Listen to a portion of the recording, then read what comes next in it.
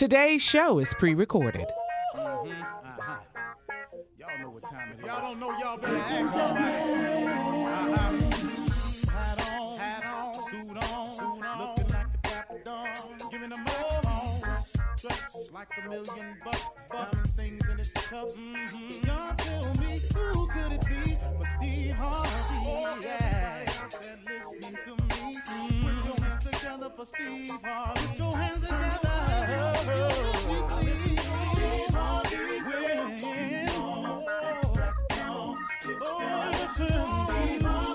Why don't you join in? Yeah.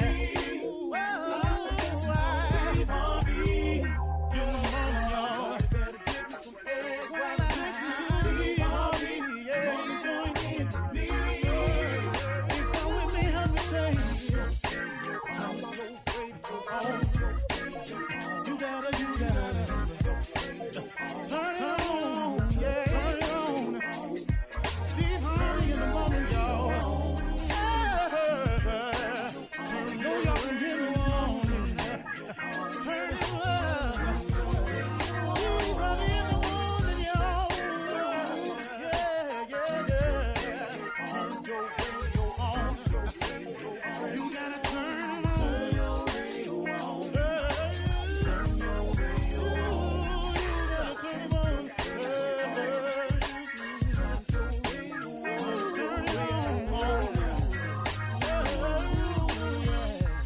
Turn them up, got to turn them up. Steve Harvey got to turn them out. Got to turn them up. Steve Harvey turn them on in the morning, y'all.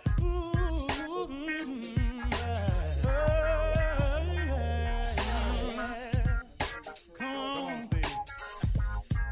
Come on. Do your thing, Big Daddy. I sure will. Good morning, everybody. Y'all listening to The Voice. Come on, dig me now. One and only Steve Harvey. Got a radio show. Yeah, man. Boy, God has been good to me. Man, I can't really count it all. You can't either. You know, it's all in perspective. You really can't count all that God has done for you. If you look at every little thing, it's unbelievable the things he's done for us. How many times, you know, we got through something without even talking to him about it. He just blessed us with it. How many? You know, it's so much. The fact that you wake up in the morning, the fact that you still have a place to stay, the fact that, you know, maybe struggling out here, but guess what? You still going to work. You living check to check, but you're making it all. You got all the plates spinning, you know. It's hard. You got a lot of plates spinning, but you keep them up there somehow. Every now and then one break, but he put two more back up there that look a little bit better, and you got to get to spinning them. So it all works. And then you got a lot of people who just can't seem to mentally put it together as to, why their life isn't in the position that they want it to be. We talk about this oftentimes, but I want to try another angle with you today. You know, maybe it's you. Have you ever thought about that? Maybe it's you. Maybe it's no external force that's at fault like you keep making the excuse to be. You know, so many people I hear, well, if this hadn't have done this, if he hadn't have done that, if she hadn't have done that, I would have been further along. I wasted all my time, my years with this man, and he did this, and I could have been here, and I could have been there. And this woman, she did this to me, and if she hadn't have done that, I could have been here, and I could have been there. Maybe it's you. Maybe it's not really that external force that you keep making it out to be. See, I've done this to myself before. Once again, I'm talking to you about something I know about. I've done this to myself before. I've had the reason I wasn't where I wanted to be. I had it figured out as some external force. I had worked it out in my mind. Clearly, it wasn't me. Because if so-and-so, or if this hadn't happened, and if they hadn't have done this, I would have been further along up the road. That's what I was saying. But hold on, man. Boy, I learned a valuable lesson, man.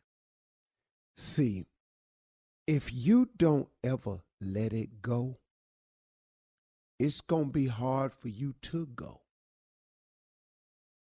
If you don't ever let it go, it's going to be hard for you to go. I was listening to Bishop T.D. Jakes one day, and I heard him say, you can't drive your car if you going to keep looking in the rearview mirror.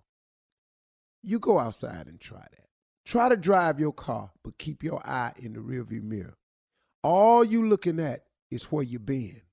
All you looking at in that rearview mirror is where you passed or should have passed, something you should have moved on from. All you doing is looking in that rearview mirror at what happened back there. If you don't stop looking in the rearview mirror, you're going to crash your car over and over and over again. Or you got to slow it down so bad in order for you to keep looking in that rearview mirror. If you don't learn to let it go, it's going to be hard for you to go forward because you keep reviewing the past. The past is the past. And I know it's hard. Man, I watched a show and this lady said, well, I just can't ever forgive them for that. Well, guess what? Guess what? God may have already forgiven that person. That person may be extremely remorseful, could have gone to God and gotten forgiveness for it years ago. But you sit here and you keep hanging on to the past. I can't ever forgive that. Then I heard Bishop Jakes come on the show one time and say something that really, really struck home. You keep drinking the poison, waiting on your enemy to die.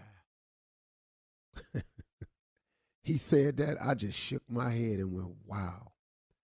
You drinking the poison, waiting on your enemy to die. Revenge is poison to you. You know, if hatred is poison to you, unforgivingness, when you won't forgive a person, that person could be going on with their life, made to right with God, don't know how you feeling, they skipping through life. Now, you make adjustments every time you see them, and it takes energy, man.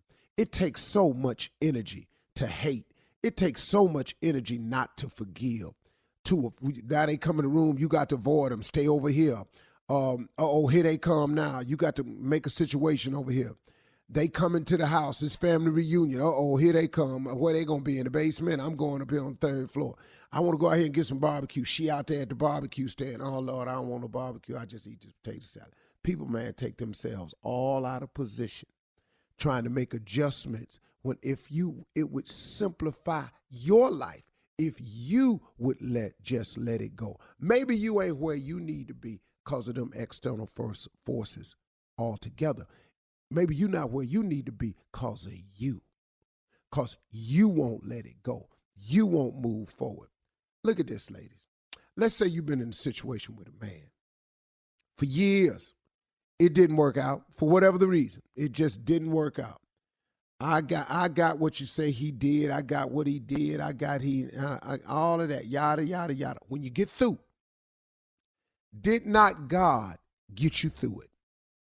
Did not he allow you to survive it? I got you got some cuts on you. I got you been a little bit bruised, but did he not get you through it? So now that he's freed you from it, now he done went on, he got a whole nother family over there somewhere. Now he trying to make it right because maybe he learned the mistake he made and now he trying to be a better man. He just trying to get it right now. But you sitting there holding on to it. You drinking the poison, waiting on your enemy to die. So now instead of you enjoying the blessing of finally being free from a situation that was not healthy for you, you create an even more unhealthy situation in your mind by hating, by having revengeful thoughts, by hoping he fall on his face. Maybe you even doing something to the other situation to make sure they struggle. Oh, man, you drinking the poison, waiting on your enemy to die. Maybe you ain't where you ought to be in life, not because of your external forces, but maybe it's you. If you don't let it go, it's going to be hard for you to go. You can't keep driving your car looking in the rearview mirror. Come on, man. Forgiveness is not for the other person. Forgiveness is for you. You're listening to the Steve Harvey Morning Show.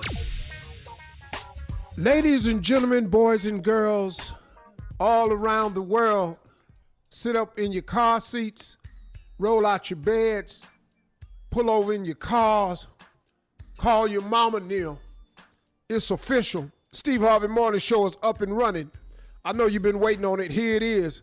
Let's go. Shirley Strawberry. Good morning, Steve. Carla Farrell. Good morning, Steve. What's up, crew?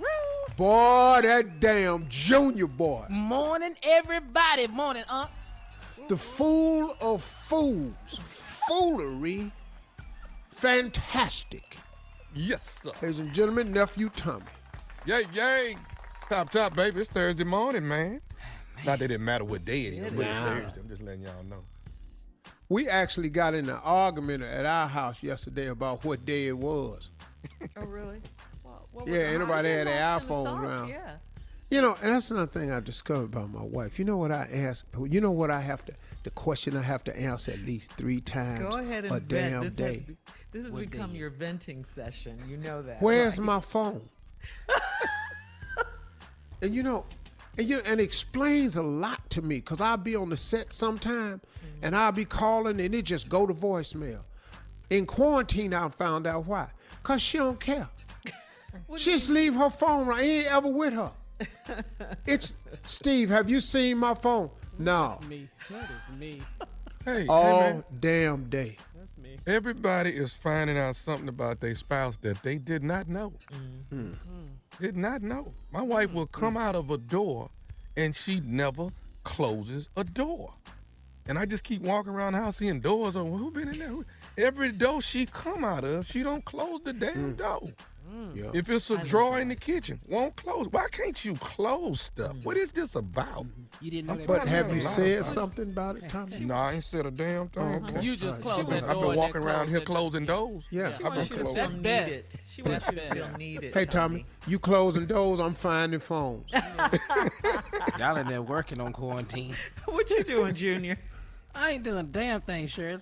Waiting on y'all, pretty much. What's going on with the tree?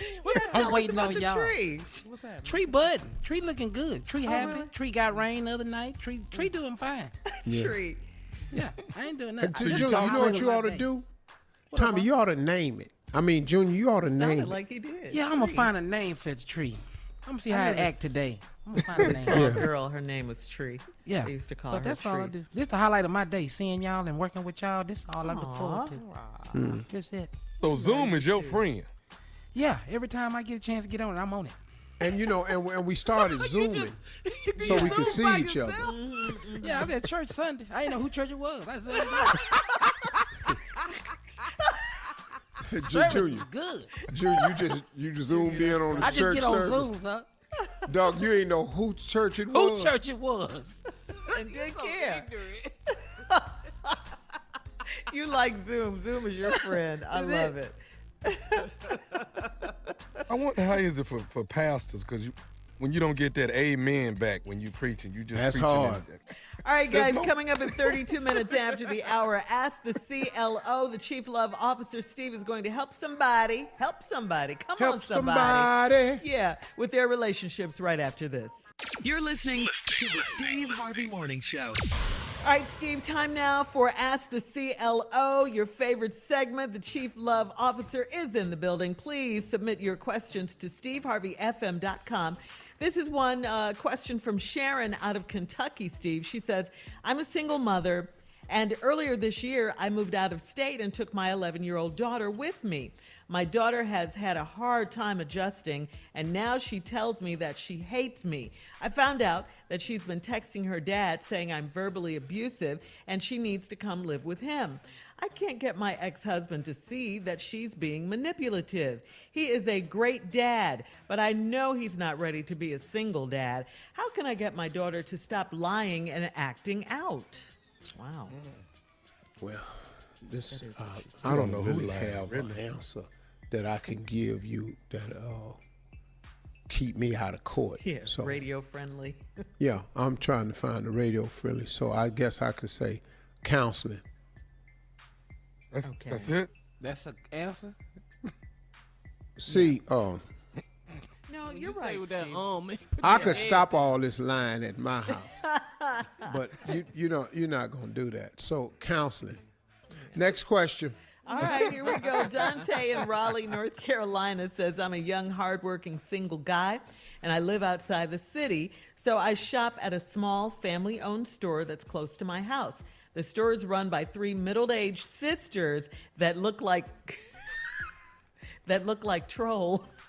Oh my Dang. God. The 3 old women make shopping a living hell for me. They say the most inappropriate things to me and treat me like a piece of meat. I don't want to be rude, so I've been trying to ignore them. I would feel funny reporting them to their dad. How can I get them to leave me alone? Now, where he say he lives, Shirley? He's in Raleigh, North Carolina, Steve. Drive to a Walmart. He outside of Raleigh. That's what he said. I don't care. Stop This shopping at Walmart is close by. Get your ass to a Walmart. I'm not going in here to take abuse from ugly people. I'm not going to do it. That's draw what the I'm not line. going to do. Yeah, I draw the line right here. If you're cute, you can talk to me bad sometimes. But if you're a little troll-looking ass, you can't say not a damn thing to me because it come across different. You know, it ain't even funny. You know, when cute people mess with you, you go, oh, I see you, girl. You know, a little ugly person say something to you, damn. That's it. You know, you wrong keep with that you? look on your face like, yeah. Hey, man, just drive to Walmart. You in Raleigh. I know you live outside Raleigh. You're trying to support local business, but you ain't got to. Your advice Ugly is people have ugly attitudes. just leave them alone. Rude now. Yeah, they do. That's true. I've seen Man. that before. So, Steve, this one's from Kirby in New Jersey. Kirby says, my husband and I are very active in our church, and our social life was mostly events at church. I stopped going to church when I found out my husband had an affair with the church secretary, and everyone knew it but me. My husband confessed and broke down and cried. I told him he needs to get in front of the congregation and apologize to me. Church will reopen next Sunday, and he said he will not do that. He's willing to throw away 23 years of marriage instead. Should I just let him go? Kirby. See, sister, I don't know how the public apology in front of the church is gonna make you feel any better, be any less hurt, or be even more forgiving. I don't know what it is about that would make it do. Now, I think what you're trying to do is because you think everybody knew and they didn't. Some people knew, but when the story got out, girl, I saw him over there and I said, you know, you're hearing a lot of that. And a lot of the church members that found out you found out acted like they was in the know. Suspicion and know is two different things. So I think it doesn't make any sense for you to ask him to do that. He's not throwing it away was the affair. He broke down and cried. He said, I'm sorry. Now you want him to publicly apologize to you, and he said he's not going to do that. Who goes to church to stand up in front of the church to apologize? That's not what church is for. Church is a place for forgiveness. You don't go to church to confess. Now, unless y'all Catholic and y'all got a booth up at the front and they have confession, then do that. That's to the priest only, too. It's not Right, to the but ain't nobody congregation. got it where you got to go stand up in front of everybody. Hey, you don't know what's going on at that church. Half your church probably need to stand up and Yeah. say, I'm sorry to somebody about something. Matter of she- fact, all of them. And Steve, she never even said how she found out. So you're right. Maybe everybody at the church doesn't know like she thinks they do. And she never if they said how do, she found out. So what? How is that going to make you better, see? Yeah. I just don't You know see how- what that does for you. You know how long that line would be if that was a Baptist booth? Do you know how long this line would Yeah. Dog. We all If the sin and Baptist fall church short. had Dog, do you know how long I have to stay in there? Yeah. If it was a Sir, Baptist booth, be? A Baptist booth? sir, how long are you in here with it? Mr. Hart, what is you in there saying? Why are you crying again? Again. if it was a Baptist booth, A Baptist booth. I like that. I like that. Instead of How long I'll you gonna be forgive in you, give you penance for your sins, you'll be here. Man, what? Man, you lying. God, dog, man, I can't help you with that there, buddy. Now, Steve, they do in church, like if you've done something like, say, this man has done and the pastor found out, they will sit you down. If you have a prominent position in the church, they will do what's called sit you down. Yeah, he ain't got that. She was the church secretary. He ain't got no position. Right. She never said any of that, so yeah. Yeah. So she wants to know, just should she They be real house? active, though. He's something in the church. Mm-hmm. They real active. Yeah. And he was more active. Very, very active. You know All he ain't right, one of the thank elders. you for your CLO questions. Thank you, CLO. Getting it in. Coming up next, it is the nephew with Run That Prank Back right after this. You're listening to the Steve Harvey Morning Show. Coming up at the top of the hour, Miss Ann is standing by with more of today's COVID-19 national news. But right now, it is time for your nephew to run that prank back. What you got for us, Nev? Mr. Reggie. Mr. Reggie's a what he- little upset. Y'all take a listen. Mr. Reggie. Come on, Cat. Hello, Hello, I'm trying to reach Davion. this is Davion. Who's calling? How you doing, man? This is Mr. Reggie. Mr. Reggie? Have you heard of me before? No, you don't ring the bell or not. I'm a friend of your mother's. I'm a friend of Yolanda's. You're a friend of my mother's. Yeah, Mr. Reggie. She's never mentioned me before. No, is she okay? Everything cool? Oh no. Your mom is good. Let me Okay. tell you what's happening. So you're getting ready to graduate. You finna get your master's, right? Yeah, I'm getting my MBA. Okay. First of all, let me just say congratulations to you. I'm proud of you. Your Thank mom you, been brother. I telling me about the appreciate that. whole journey. From undergrad to getting your you're getting your master's in business. So I just want to commend you and say congratulations. All right, thank you, brother. I appreciate that. But your mom ain't never mentioned Mr. Reggie to you, huh? No, sorry, bro. Okay. I got a little of a situation that we got here, man. I've been seeing your mom for probably, 5-6 years now. And Really? Yeah. So it kind of puzzles me that she never brought up Okay. Mr. Reggie to you. No, she never brought up the name Mr. Reggie, I didn't even know she was dating, to be honest with you. Okay, so when you started undergrad, I'm the person that, stepped up and gave your mom some money so she could put you through school. I knew she needed some money to get you through school. It started out, I guess around your freshman year. So I stepped up and, helped your mom out.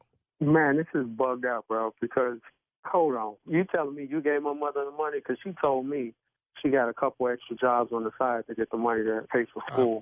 I'm the person that stepped up, and through your undergrad, I'm the one gave your mom the monies for you can go to school. And I knew when you graduated from undergrad, and then she came back, told me you getting ready to do grad school, and I stepped up some more. Here's what I'm getting at, man. I'm not even calling you. Yeah. Mr. Reggie ain't calling Like, you. what, you want me to give you some money when I get a job? No, I'm trying to figure out young what brother, are you no. calling me about? It's Okay. nothing like that. So here's the deal, man. I done gave your mom all this money for 6 years now. Here it is now. You finna Okay. graduate, and now that you finna graduate, she called herself wanting to break up with me. So, Well, bro, so- I mean, I don't know nothing about that. That's between y'all, bro.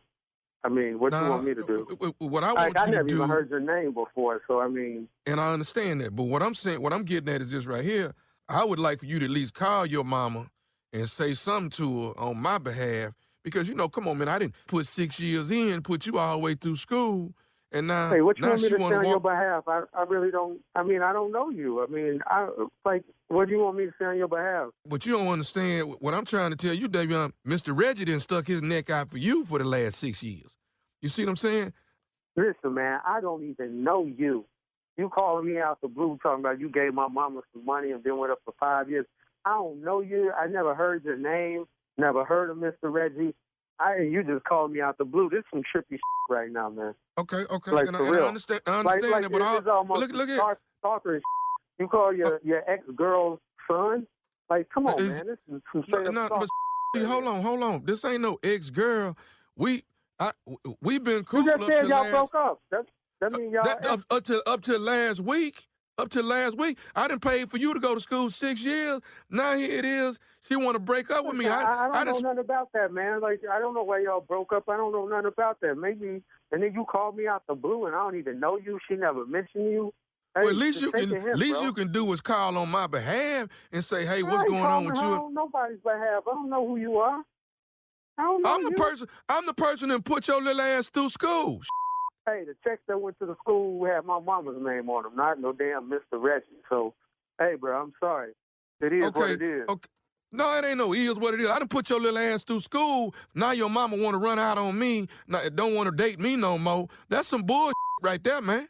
And you need to have a little respect for somebody that done took care of your little ass. Respect? I don't even know you. What are you talking about? Took care of me? I don't even know you. Who are you, Mr. Reggie? What kind of name is that? You usually go by your last name, Reggie. People go by my first name is Reginald. People call me Mr. Reggie, and you gonna do the same. Nah, I just call you Reg, man. Come on, Reg. I'm good. Like, I don't know what's going on. Let me say this here. All I'm asking for is... But you need to call her and take care of this yourself. Leave me out this. Sorry, brother. No, look here. You owe me a little respect, and you owe me at least, whatever I'm asking you to do. I ain't asking you for no money. I don't know who the you are. You calling me, talking about call my mama you used to date. I don't know who the you are. You talking about I owe you some respect. Are you crazy? Okay. How the you get my number anyway? You going to my mama's phone? I been had your number. And this the first Hell, time I done spent thousands and thousands of dollars on your little ass. I been had your money. Well, how come you ain't come to the undergrad graduation? What I need to come to that for? I did my job. I took care of your little ass. Man, you ain't take care of man. You need to get the phone off my phone, bro. Okay, you know what? I'm finna go by your mama house. I'm finna go by there, and you know what? I'm finna deal with her ass today, my damn self. Look, I'm trying to be as respectful as I can, but if I hear about you going by my mother's house, I'm gonna whoop your mother ass. You gonna get your ass whooped by somebody with an MBA. Must beat ass. I'm gonna you up if I hear you went by my mother's house. I don't Is know you listening to me? Mr. Red, no, I ain't listening to you. I don't know nothing about you. Once I get off this phone, I'm gonna call and ask about some Mr. Reggie. But if I went by there, I'm gonna you up. I'm going by your mama house because you ain't gonna just break up with me after 6 years. I done put the little boy through school. Well, that's what the you get for being a sucker. It sounds like you a victim or a I know you ain't sitting here calling me no sucker. You sound like a sucker. God, let me hear you went by there. It's gonna be a problem. There's gonna be some smoke in the city. What about Jarvis? Jarvis? What Jarvis got to do with this? Jarvis will you up too. You go by there. He grew up with my mother. How you know Jarvis anyway? Because Jarvis called me. He told me to call you. This is Nephew Tommy from the Steve Harvey Morning Show. You just got pranked by your boy Jarvis. What? Wait, hold on. Hold the present. Wait, hold on. Jarvis told you to call and say you can do my mother and pay my way through college? Hey, I'm about to Jarvis up for this one. This is Tommy, baby. Steve Harvey Morning Show. Your boy Jarvis got me to prank you, man. He said, man, my boyfriend, he graduated, he getting his MBA. He said, you got to do it, Mr. Tommy. I said, all right, tell me all about him. So I came up with this little story. He said, oh, my God. He said, man, his mama is his heart, man. That's his heart. I said, all right, cool. That's what we're going with. Man, you got baby. You know, my grandmother always said, don't be friends with a named Jarvis. Hey, man, you got to give it to me, baby. Give it to me right. 2020, Mr. MBA, you finna get your paper in the next week or so. What is the baddest, and I mean the baddest radio show in the land? Steve Harvey in the Morning Show. All right, thank you, nephew. Coming up, Mr. Reggie, coming up at the top of the hour, we'll have some entertainment and national news for you right after this. You're listening to the Steve Harvey Morning Show. Coming up in 20 minutes, Nephew Tommy's wellness check-in with one of our loyal listeners. But first, President Trump did a one-on-one interview with David Muir from ABC News, and they talked about COVID-19 testing and the nation's stockpile. Take a listen. So right now, for any American worker who's nervous about going back, if they want to get tested to see if they've been exposed to the virus, they can have access to both the antibody tests. They should have no problem. And they should have no problem. And as good as this is, we're even getting better. We came up, don't forget, the cupboard was bare.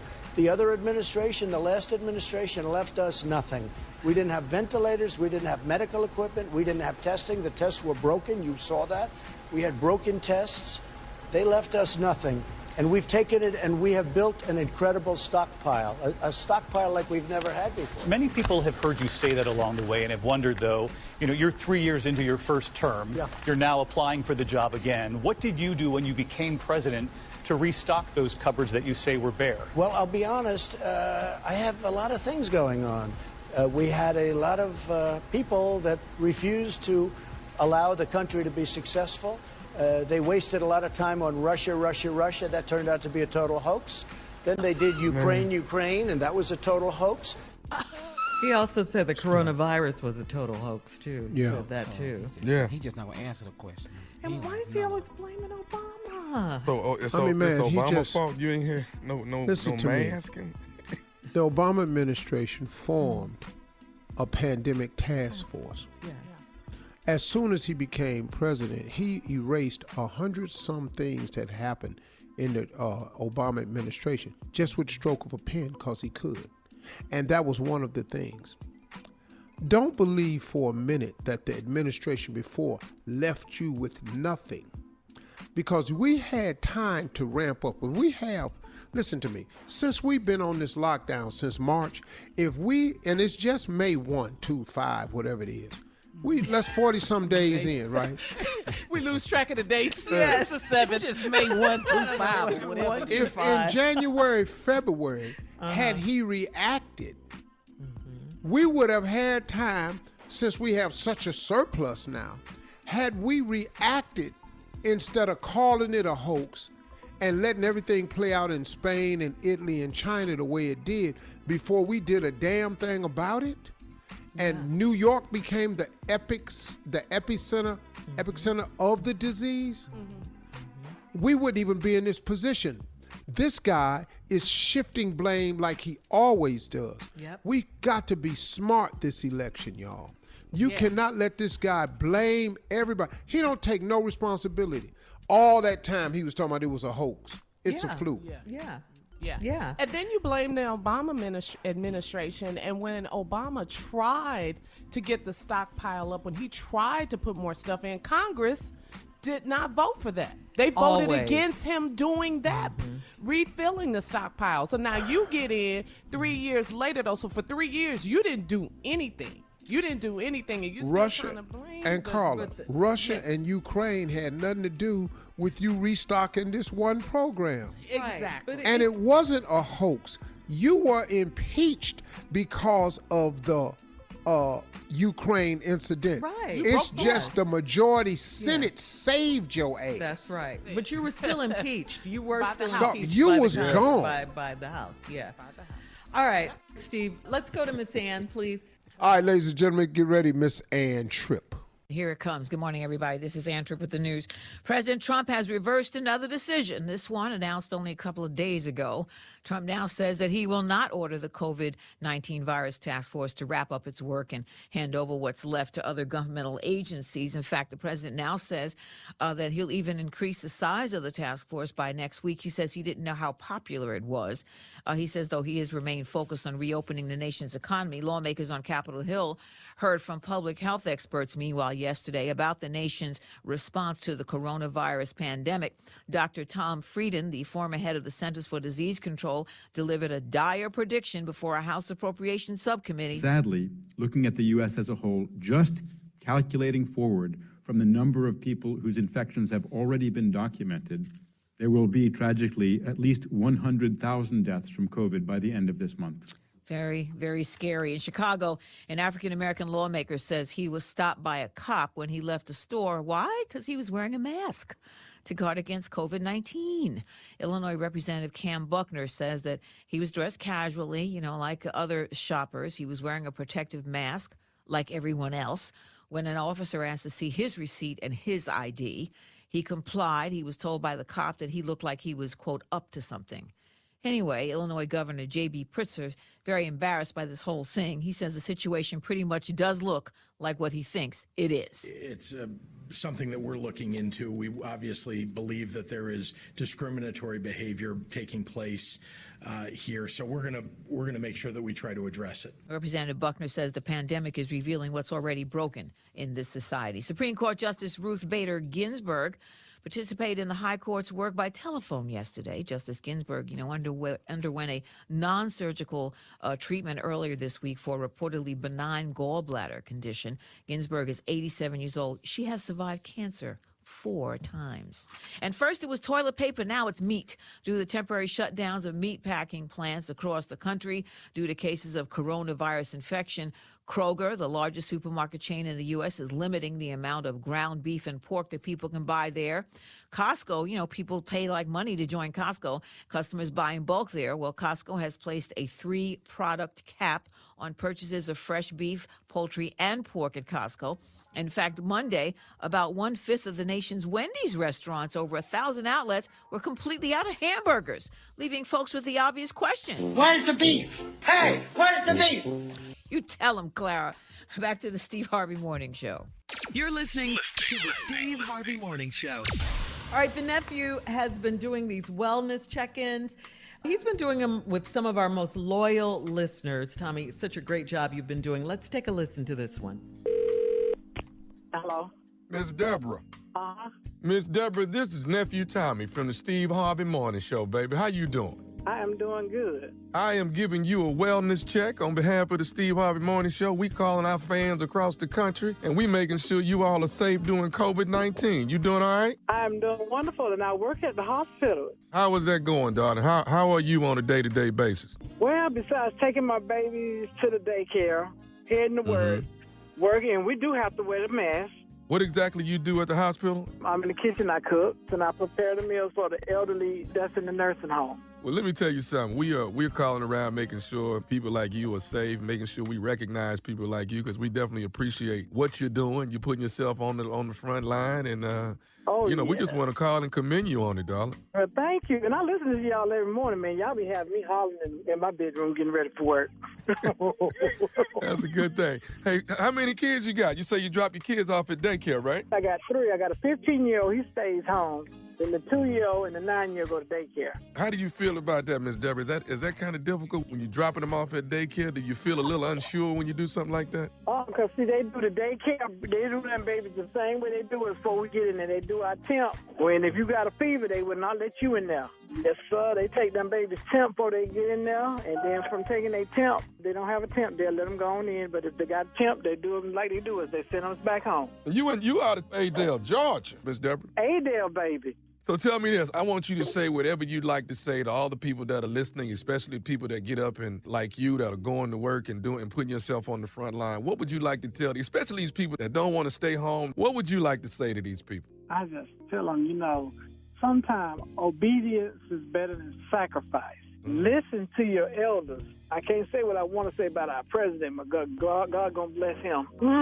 But anyway, obedience is better than sacrifice. You say, don't do, but they'll do. Then you say, do, they won't do it. So only advice I can give them is just learn to. They don't understand what we tell them.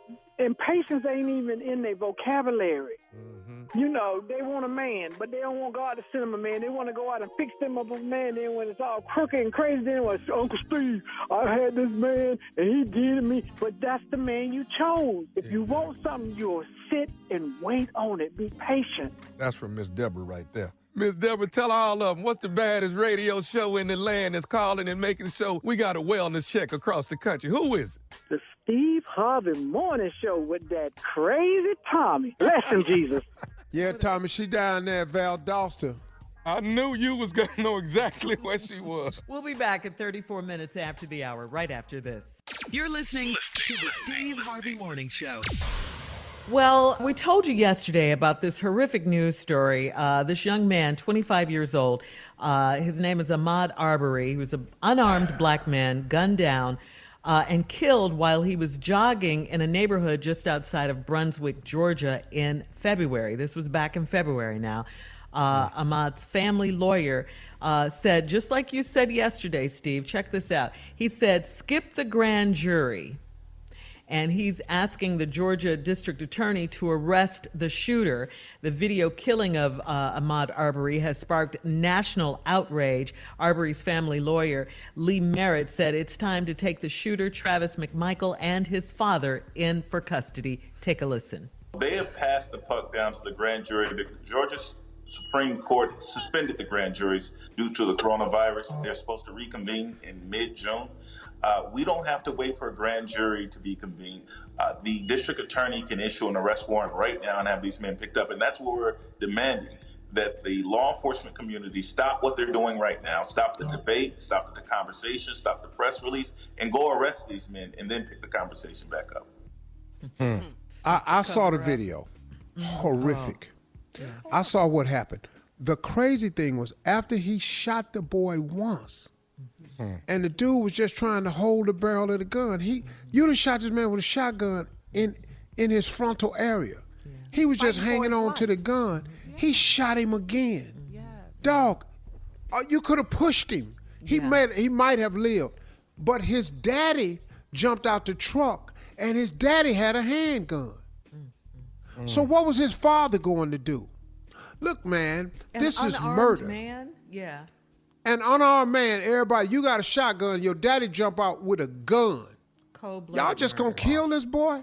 They did. That's exactly what Oh, man, get out of here. And like I said, what's the grand jury for? Right. Yeah, That's what you his said it attorney yesterday. said. You said Yeah. It's not necessary. Yeah. His attorney, Lee Merritt, Steve, went on to say that he smells corruption because the shooter's father, Greg McMichael, used to work for the DA's office, like we told you yesterday, but the video is all the evidence needed for the DA to issue an arrest warrant. So what are they waiting on? You look for evidence to issue a warrant. You watch this unarmed black guy get shot and killed. What's the grand jury for? Well, it looked like he was attacking the man with the gun. I'm telling you what they do in these rooms, y'all. Oh, yeah. When those peers get in a room by themselves and you got one of them people go, well, what was he doing over there running for? And he starts putting that seed in the rest of them's head. And since they all live in those communities, they don't want to be the one to say, well, he killed this black guy? You know, he was attacking him. That's what happened to Rodney King. Yeah. Yes. He just kept attacking him. Yeah. I was going, what video y'all watching? They see something completely different. than what we see and what's on the man, tape. What happened to Michael Brown was absurd. You can't, what? Ferguson. Yeah, Ferguson. And it's just, it's on and on and on and on and on. And we are beyond sick of it. Yeah.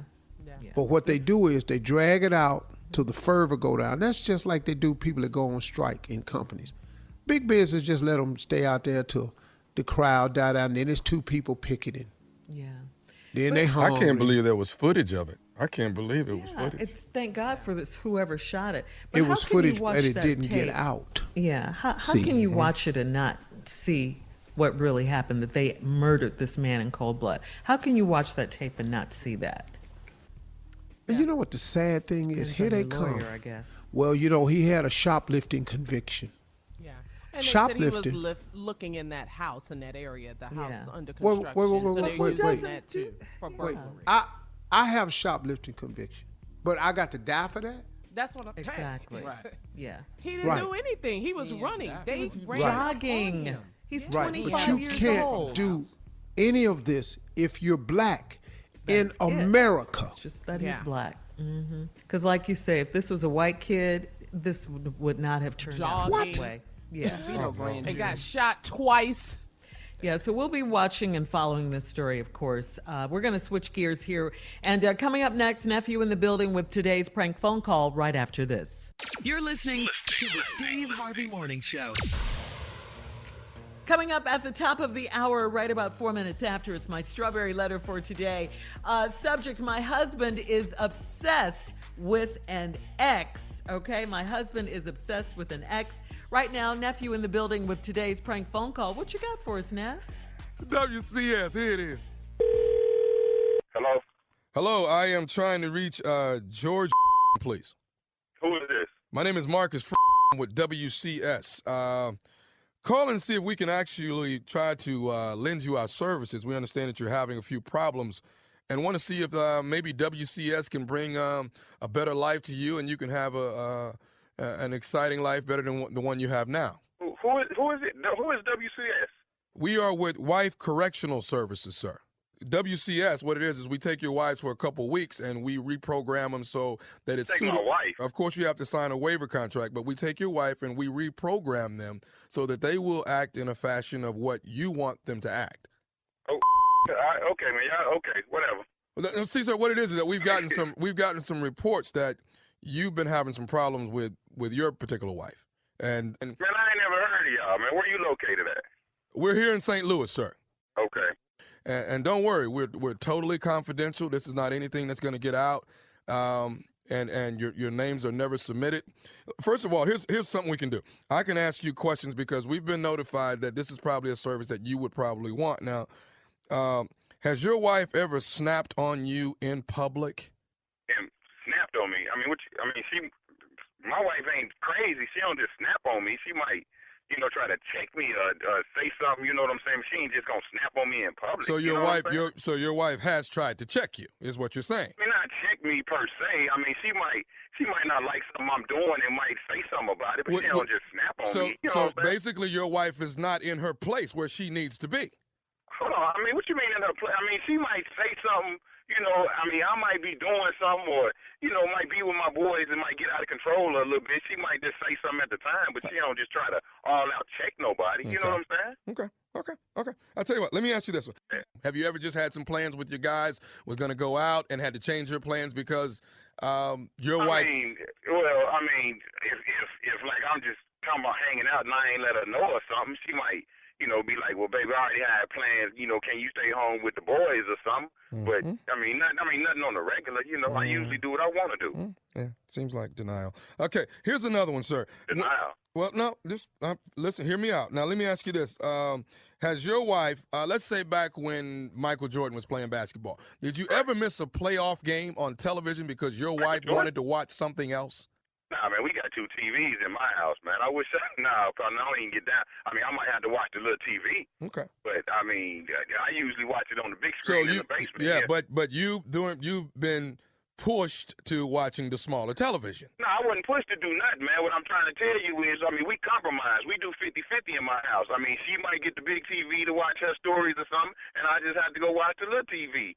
The little TV do go out every once in a while. See, there we go. But I'm cool with that, though. I'm cool with that. You're cool with that. So you're actually the one that's programmed, and you ain't nothing wrong with my wife. Ain't nothing wrong with in my family. You know what I'm saying? I understand. Well, the reason why I'm asking you these particular questions is because someone has actually let me know the problems that are at hand in your household. Let me ask you. I got one question for you. Yeah. Here's what I want to ask you: has your wife ever cussed you out at a family cookout? Hey, man, hold on, man. You know what, dog? You getting a little personal, man. Is this even legal, man? Sir, I'm here. Well, I ain't never heard of this company, man. I've never heard of you, dog. This is something new. It's Well, definitely... I'm saying something new. What? Don't make me be your guinea pig. Don't start out calling me trying to get, referrals or clientele or whatever it is you trying to do, man. Don't call me with this nonsense, partner. And I completely understand it. WCS, sir, is here to benefit you. It's here to benefit... ain't no benefit to me, man, getting all up in my personal business, wondering what's going on in my household. Okay, well... Last thing I want to ask you, and this is the last question I have for you. Like I said, make this the last one, straight up. Okay. Do you buy your own clothes, or does she buy the clothes? Hey, man, you know what, man? Whatever company this is, dog, don't call my house no more. And whoever put you up to this, whoever gave you my number, talking about my wife, checked me, got me under control, got me on lock, man, you tell him too. Dog, don't call me no more with this. Are you in denial? No denial, dog. Don't call my house no more. I'm gonna tell you what, George Foreman or whatever. It's Marcus. It's Marcus. Marcus, whoever you are, George Foreman, Marcus. Hey, dog, I'm gonna tell you right now. I'm gonna find out where y'all located, dog. I'm coming down there and I'm gonna bust your because you in my personal business. So you're ready to retaliate on me, but you don't want to retaliate on the problems you have with your wife. Retaliation, man. What I'm saying, you calling my house, I'm minding my own business. You worrying about who I'm watching what TV in my house and my wife checking me in public. All I do, man, hey, dog, look, I'm telling you. Mr. Don't you want to watch the big television? Big TV, man. I'm comfortable with the TV I got. You know what I'm saying? It's in my room. I can lay across the bed, watch whatever I want to, whenever I want to. Don't you want to be able to go out with the boys when you want to? I go out with my partners, dog.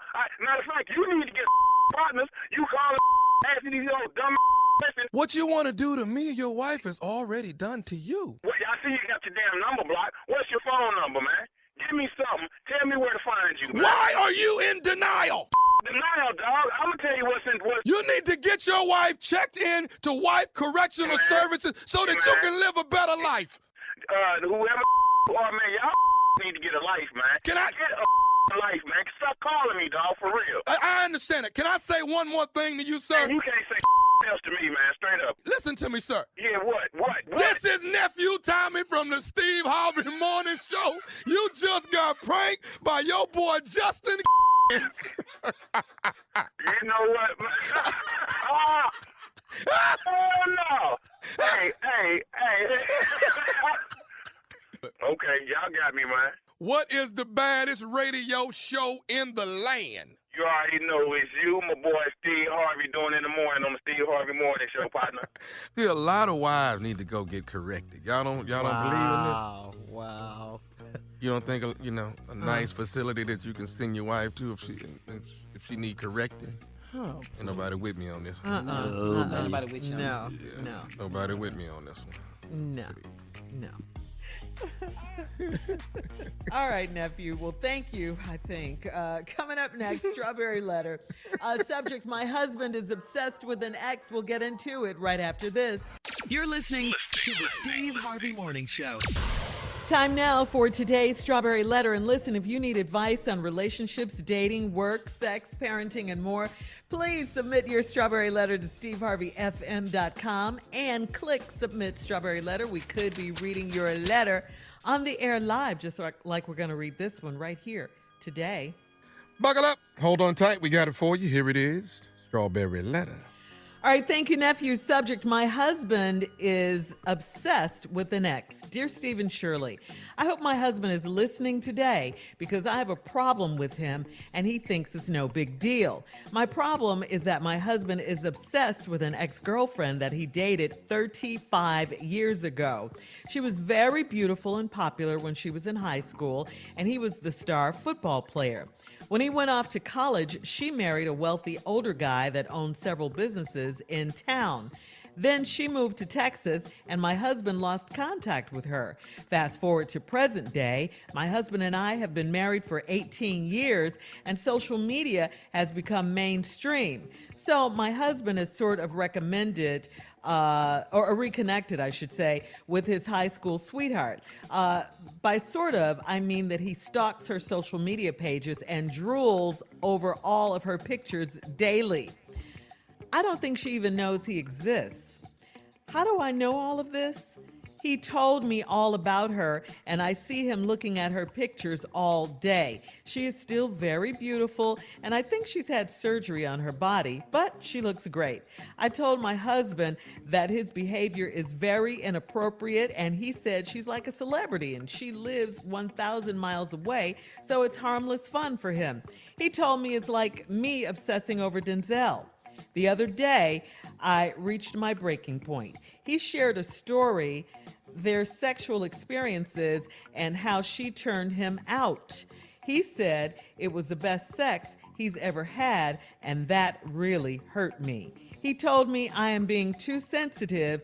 I am ready to hurt this man if he keeps being disrespectful. Maybe, just maybe, am I being too sensitive and jealous? Should I let this go or bust his head? Yeah, girl, go on and bust his head on this one.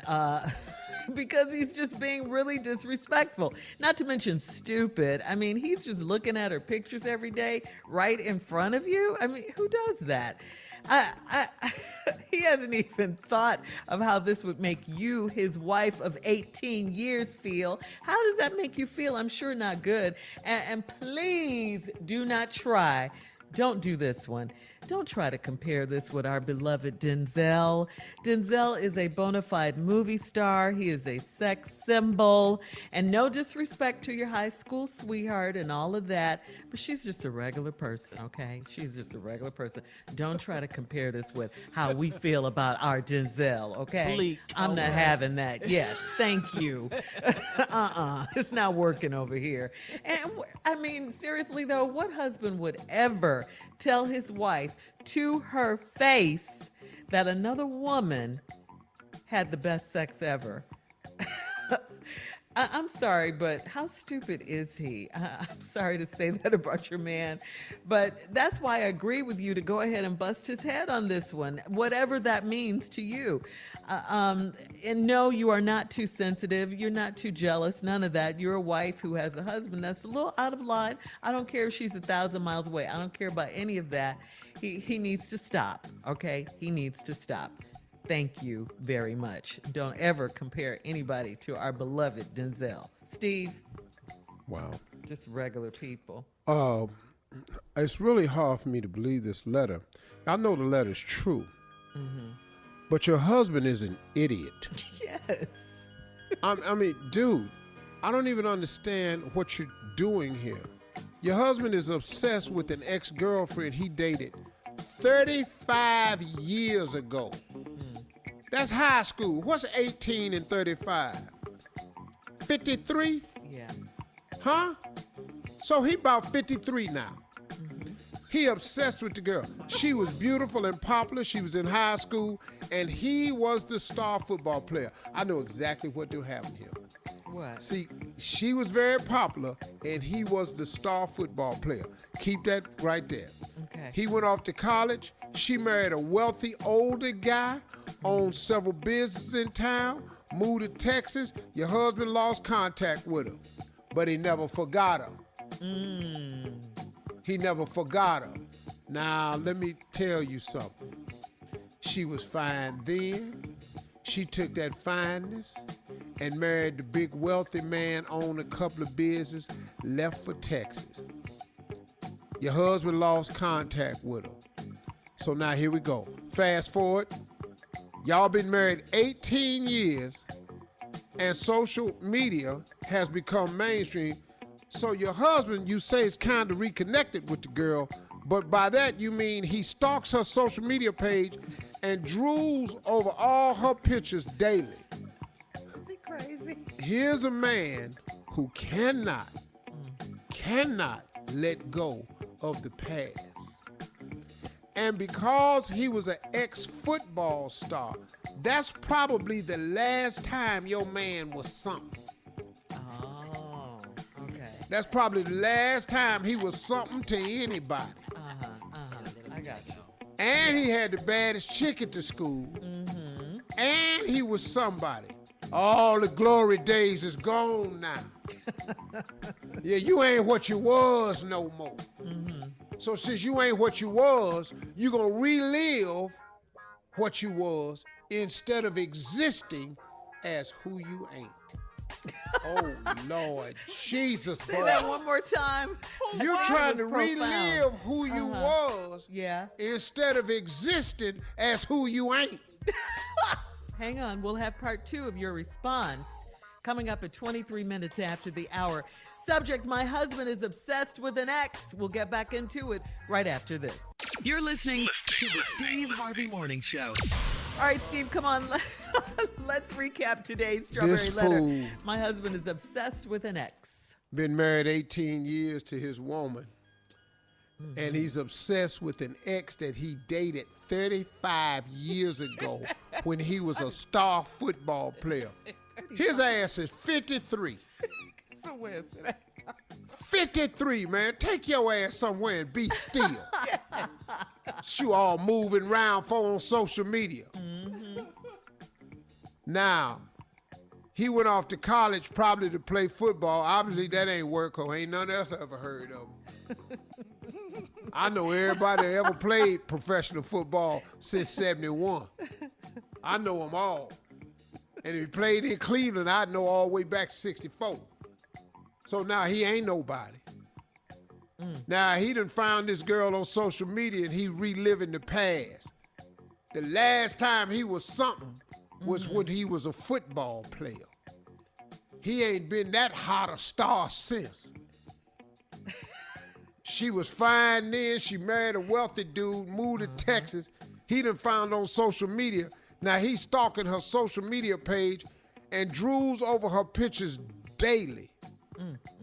He can't let go of the past. Then you say, I don't even think she even knows he exists. Oh, he done went on Facebook now. Oh, remember me? What'd he say?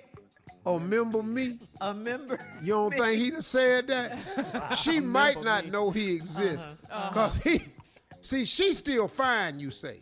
Still beautiful, you say, but you think she's still very beautiful. I think she had surgery on her body, though. She had to shade her a little bit. It's okay. No, see, some women hold on. Yeah. Now, we ain't got to worry about how you looking and all that, because I'm pretty sure you beautiful, sister. So let's just stay with what's wrong with your man. You think she'd have had some work on her body? Probably ain't. She just fine. She just fine. And your husband is obsessed because there's something wrong with her. He drooling over her pictures daily. You don't think it's this. And how do I know this?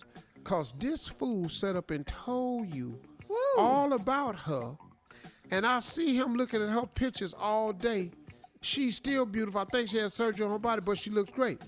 Why would a man tell his current wife about an ex that he had that was so beautiful, showing you the pictures and tell you all about it? Because where he at right now, he wish he where he was back then. This is called self-realism. Okay. That means you can't look at yourself and deal with what's real about you. So you go back to the last time you in yourself, you felt good about yourself, and you make that your new reality, which is the new term that I created. I'm going to call Dr. Phil and give it to him. It's called self-realism. Not realization, but hell realism. no. But that ain't realism. Self-realization. I woke up one day and found out, realized several things about myself. It's self-realism. Realism. Okay. This is different. Yeah. Now, I told my husband that his behavior is very inappropriate, and he said she like a celebrity. Don't nobody know her, dog. She's just a regular. Don't nobody know her, but this is the setup, lady. He set it up. He said she's like a celebrity, and she live 1,000 miles away. You know what that's a setup for? Cause he told me it's like you obsessing over Denzel. No. Cause Denzel is a celebrity and probably live 1,000 miles away from you. Stop. See, he set it up We're not to buying justify that, what he doing. But this how dumb his ass. The other day, I reached my breaking point because he shared a story about their sexual experiences and how she turned him out. So he gonna just openly admit that he wasn't nothing. His punk ass got turned out. And you know what's sad? He still turned out. But he told a sexual experience story to his wife, and then he said it was the best sex he'd ever had. And that really hurt me. Well, if it's the best sex you ever had, why don't you go see if she recognized your fat po ass? So ride down to Texas and see if she recognized your fat broke ass, and see if she wants to leave her wealthy businessman to date your fat, chunky, broke ass. And now that's why you done told your wife she the best sex you ever had. You ought to quit giving him whatever sex you giving his ass and tell him to ride to Texas and get that sex back, since it was all that damn good. Go down there and see if she wants your fat, non-famous, broke ass. How do you really feel about this man? And that really hurt me. He told me I'm being too sensitive. I'm ready to hurt this man if he keep being disrespectful. Maybe I should be too sensitive and jealous. Should I just let it go or bust his head?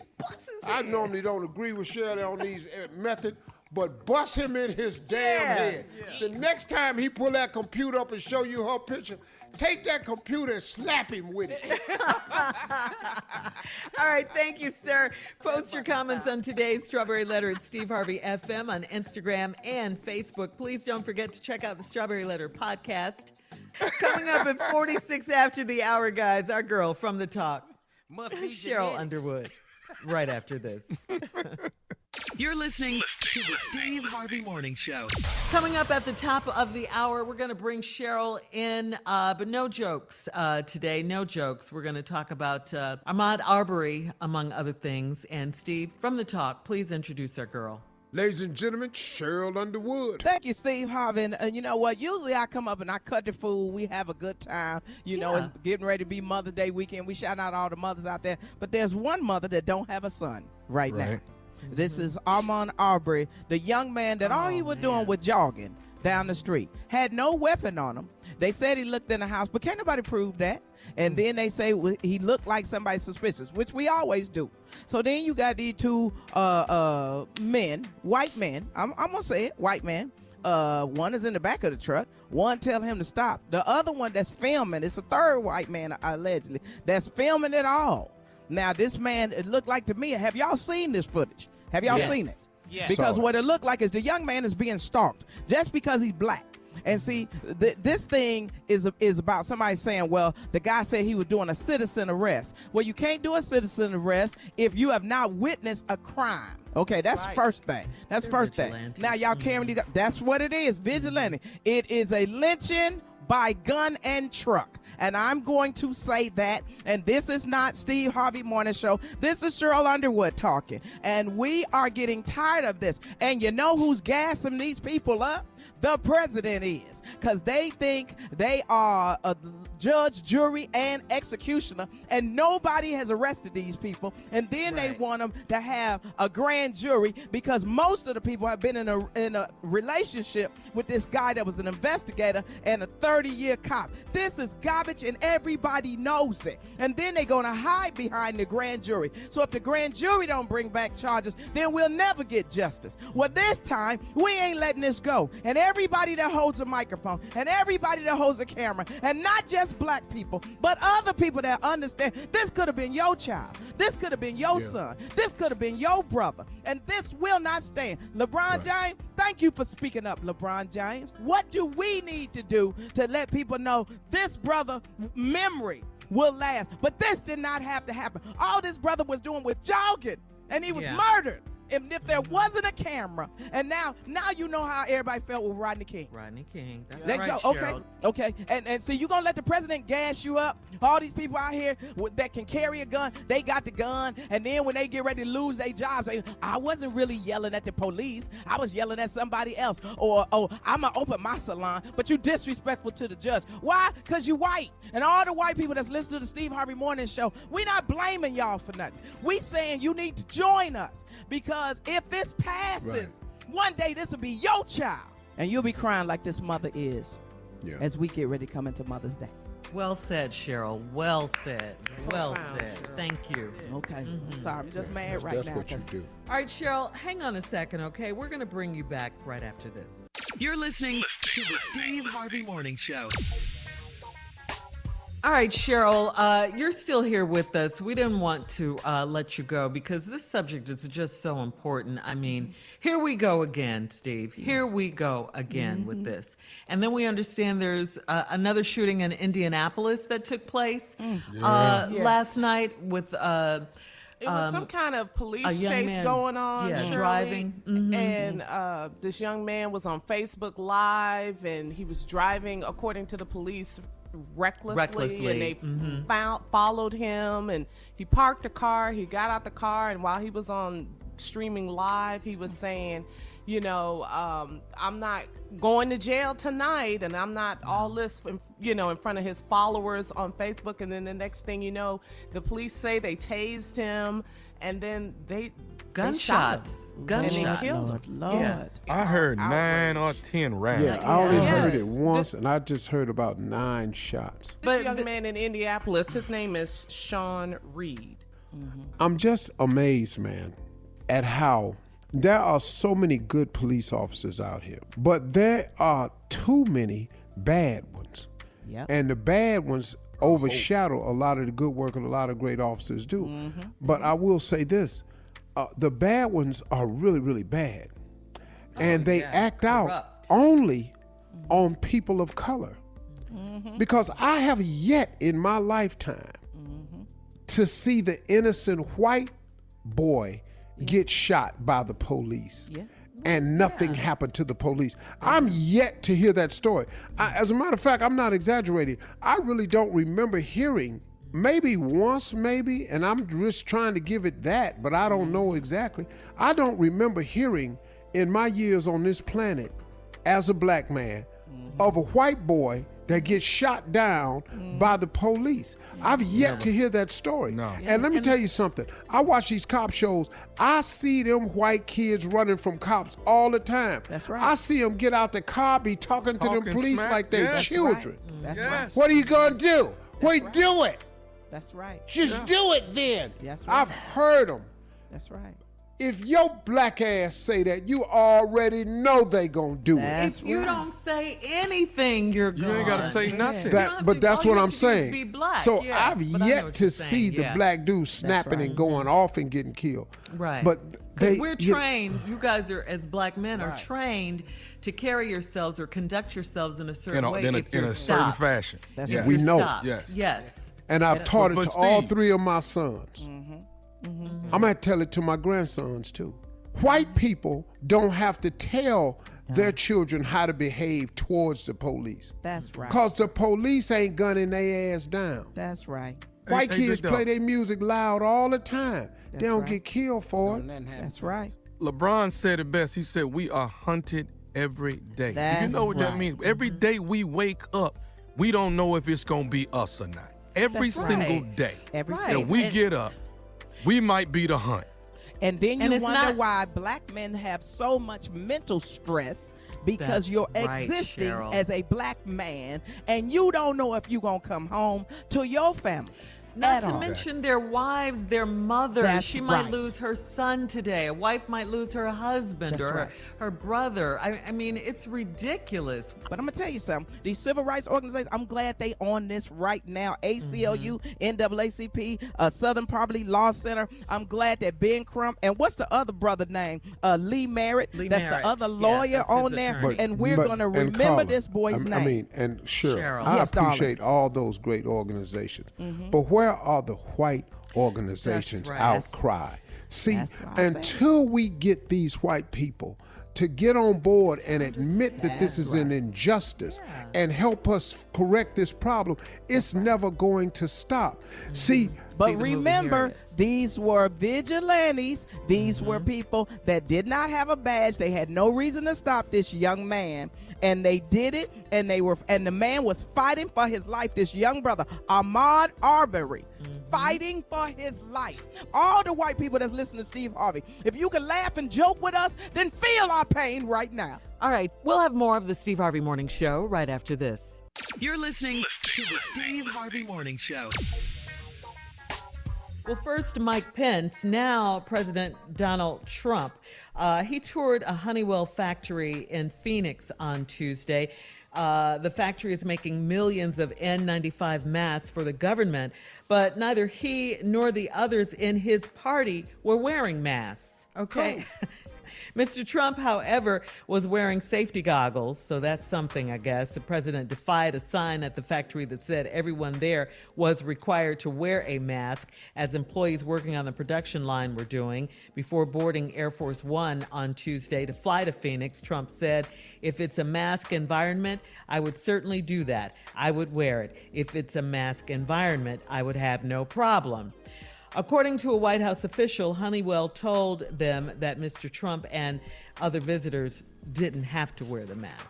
Maybe because they already got a vaccine and they done took it already. Maybe that's part of it. What you Because think? you're think saying that if could it happen? was a mask environment, isn't that Yeah. what we're in right now? Ain't the whole world a mask environment? Okay. well, it's called a pandemic.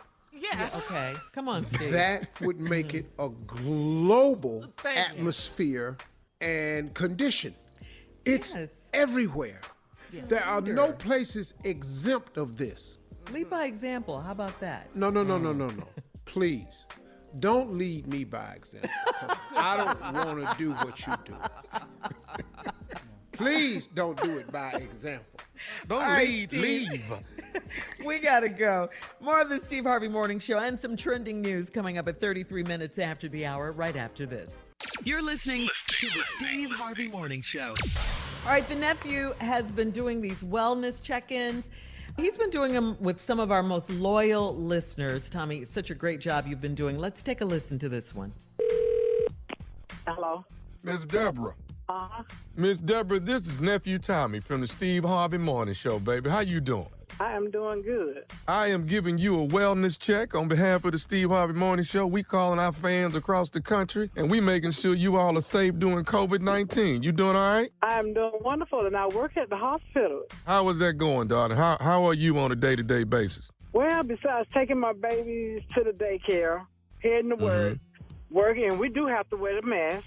What exactly you do at the hospital? I'm in the kitchen, I cook, and I prepare the meals for the elderly that's in the nursing home. Well, let me tell you something. We're calling around making sure people like you are safe, making sure we recognize people like you, because we definitely appreciate what you're doing. You're putting yourself on the front line, and we just want to call and commend you on it, darling. Well, thank you. And I listen to y'all every morning, man. Y'all be having me hollering in my bedroom getting ready for work. That's a good thing. Hey, how many kids you got? You say you drop your kids off at daycare, right? I got 3. I got a 15-year-old. He stays home. Then the 2-year-old and the 9-year-old go to daycare. How do you feel about that, Miss Deborah? Is that kind of difficult when you're dropping them off at daycare? Do you feel a little unsure when you do something like that? Oh, because, see, they do the daycare. They do them babies the same way they do us before we get in there. They do our temp. When if you got a fever, they would not let you in there. Yes, sir. They take them babies temp before they get in there. And then from taking their temp, they don't have a temp. They'll let them go on in. But if they got temp, they do them like they do us. They send us back home. You out of Adel, Georgia, Miss Deborah. Adel, baby. So tell me this. I want you to say whatever you'd like to say to all the people that are listening, especially people that get up and like you that are going to work and putting yourself on the front line. What would you like to tell, especially these people that don't want to stay home? What would you like to say to these people? Sometimes obedience is better than sacrifice. Listen to your elders. I can't say what I want to say about our president, but God gonna bless him. But anyway, obedience is better than sacrifice. You say, don't do, but they'll do. Then you say, do, they won't do it. So only advice I can give them is just learn to. They don't understand what we tell them. And patience ain't even in their vocabulary. They want a man, but they don't want God to send them a man. They want to go out and fix them up a man. Then when it's all crooked and crazy, then it's Uncle Steve, I had this man, and he did me. But that's the man you chose. If you want something, you'll sit and wait on it. Be patient. That's from Miss Deborah right there. Miss Deborah, tell all of them, what's the baddest radio show in the land that's calling and making sure we got a wellness check across the country? Who is it? The Steve Harvey Morning Show with that crazy Tommy. Bless him, Jesus. All right, coming up, our last break of the day. It's the last break of the day. He late. And coming up, some poignant closing remarks from the one and only Steve Harvey right after this. You're listening to the Steve Harvey Morning Show. All right, here we are, guys, our last break of the day. Wow, and what a day it has been, okay? You know what? My closing remarks I had thought about earlier today. I said, man, I'm going to do this really, really inspirational closing remark. And this story about this young Aubrey. Oh, Ahmad Arbery, 25-year-old young Ahmad Arbery kid. It just bothered me so much, man. Yeah. So much last night. It just bugged me. I couldn't get it out of my head. So I have something I'd like to ask America, if you don't mind. And then, it's Steve waking up to Indianapolis. What's going on there today? Here's my closing remarks. This is what I want to do. I want to talk to people in a different tone, because I've tried the ranting and the raving. I've tried the yelling, the screaming, the protesting, the marching. So I just want to talk to America for a second. I am asking some good people in America to stand with those of us that are in pain, I'm looking to find just a few good white folk.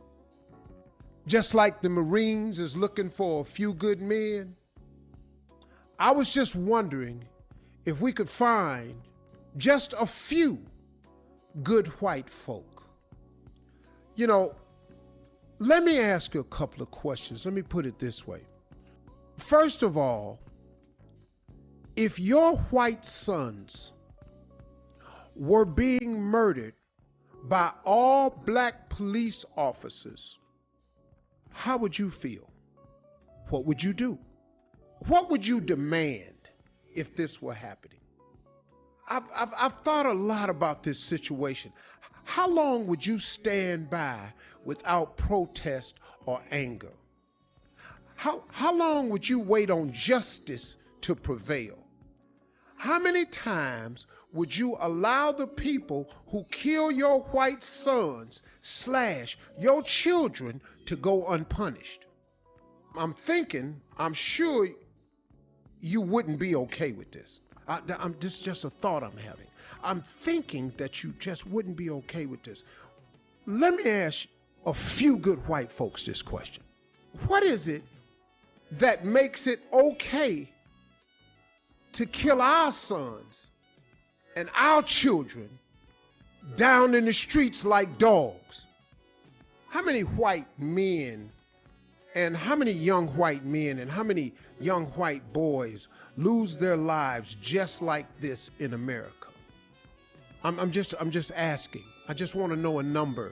If you could just give me a relative number, because blacks are in the minority and whites are in the majority. So I'm assuming it's probably a little bit disproportionate. But if you could just show me one white child, son, that has been gunned down in the street by a police officer, so I could start making just a little bit of sense of this. Are you okay with this simply because it's not happening to y'all? Is that why it's okay? I'm tripping, man.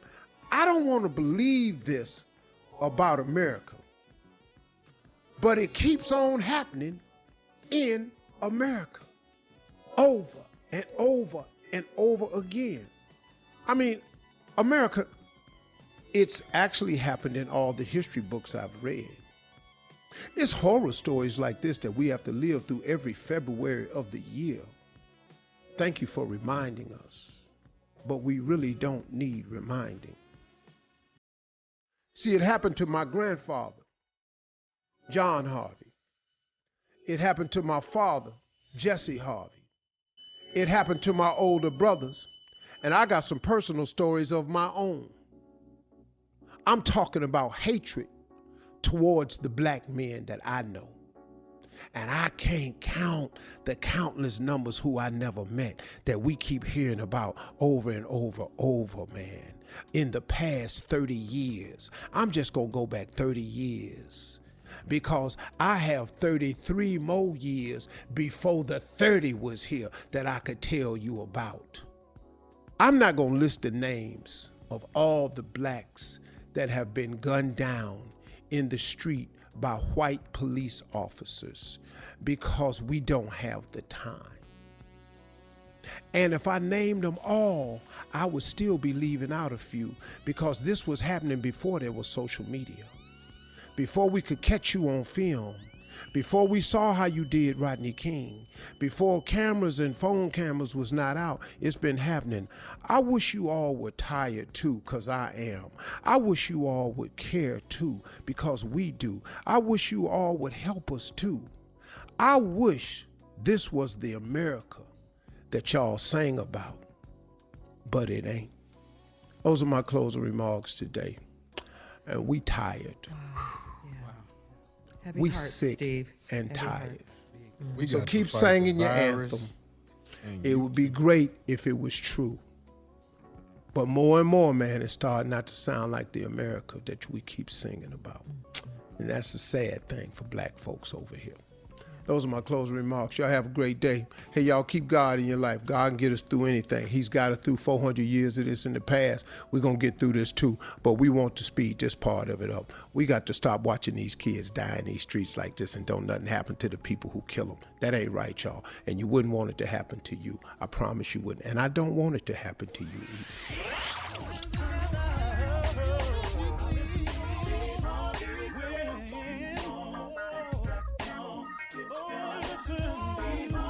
For all Steve Harvey contests, no purchase necessary, void where prohibited. Participants must be legal U.S. residents at least 18 years old unless otherwise stated. For complete contest rules, visit SteveHarveyFM.com. You're listening to the Steve Harvey Morning Show.